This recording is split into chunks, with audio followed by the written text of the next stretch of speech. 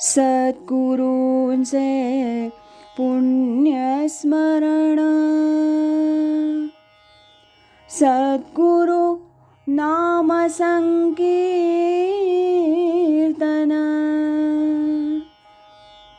सद्गुरु गुणानुवाद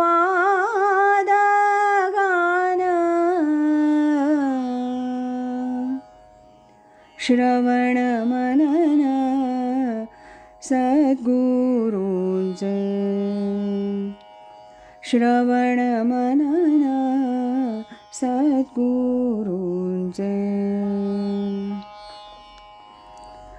आज ऐकूया स्वामी स्वरूपानंद एक अलौकिक राजयोगी या ग्रंथातील प्रकरण 9 असे प्रसंग असे स्वामी याचा भाग 12.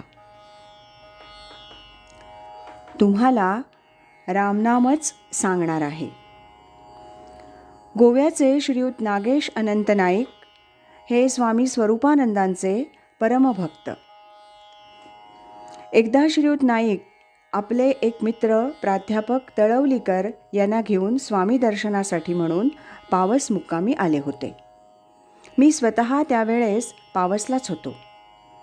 प्राध्यापक तळवलीकर यांनी पूर्वीची सर्व हकीकत मला रात्री आश्रमातच सांगितली होती.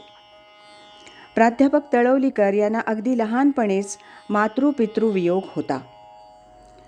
त्यांचं पालनपोषण त्यांच्या वृद्ध आजीनं केलं होतं. गोव्यात देवदेवस्कीचे प्रकार जास्त म्हणून तळवलीकर यांच्या आजीनं त्यांना अगदी लहानपणीच सांगितलं होतं, बाळ, रात्री राम नाम घेत जा, तुझं राम रक्षण करील.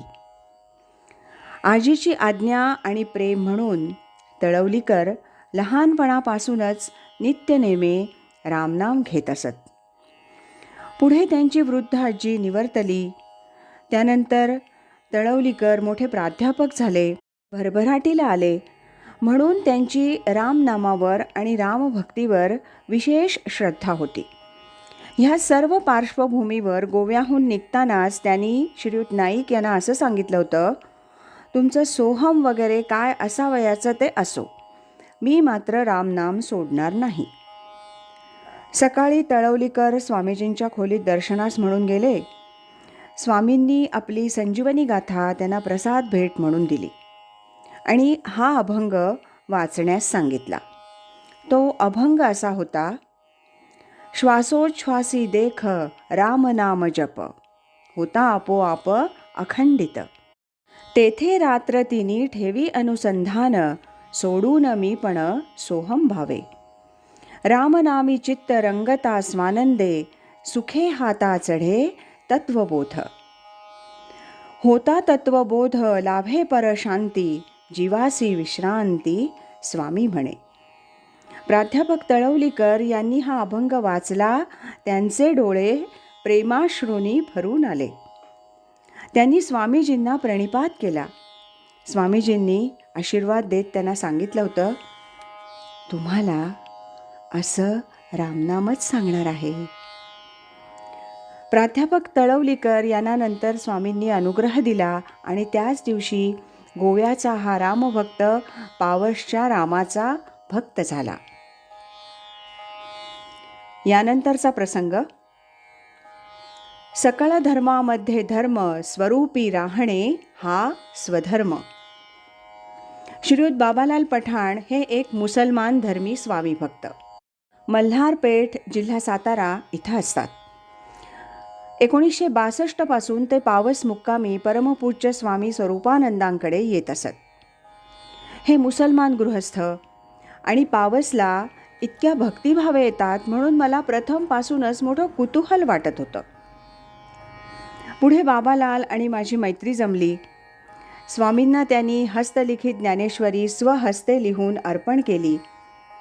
ह्या स्वामी भक्तानं ज्ञानेश्वरी, दासबोध, एकनाथी भागवत इत्यादी पारमार्थिक ग्रंथ वाचले आहेत अशी मला माहिती समजली होती. पावसला माझी आणि श्रीयुत पठाण यांची अनेक वेळा एकत्र गाठ पडत असे. तशाच एका वेळची ही गोष्ट. एकदा असाच देसायांच्या ओटीवर बसलो होतो. शेजारी पठाण पण परमपूज्य स्वामीजींचं दर्शन वगैरे आटोपून माझ्याजवळ बसला होता.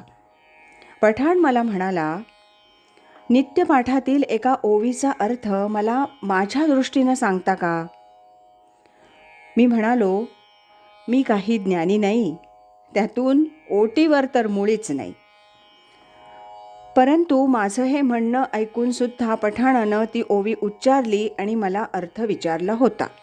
ती ओवी अशी, स्वधर्म जो बापा तो नित्ययज्ञ जाणपा, म्हणून वर्तता तेथ पापा संचारू नाही. पठाण पडला परधर्मी गृहस्थ आणि अर्थ विचारतो या ओवीचा. मला म्हणतो, माझा धर्म काय? ह्या ओवीचा अर्थ माझ्या दृष्टीनं मी कसा लावू? प्रश्न मोठा कठीण होता. मी जरा बिचकलोच.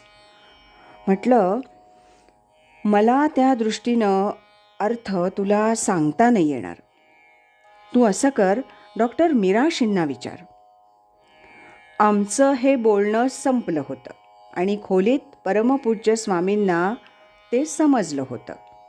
आतून डॉक्टर मीराशी बाहेर आले आणि पठाणाला म्हणाले, स्वामी सांगतायत, सकळ धर्मामध्ये धर्म स्वरूपी राहणे हा स्वधर्म.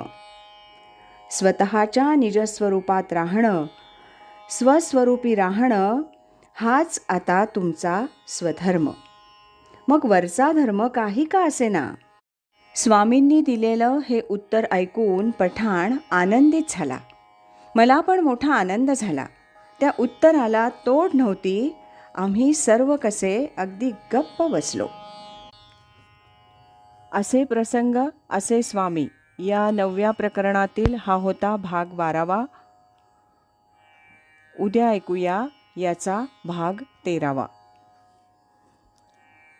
श्रीमद सच्चिदानंद सद्गुरु श्री स्वामी स्वरूपानंद महाराज की जय. हरि ओम तत्सत.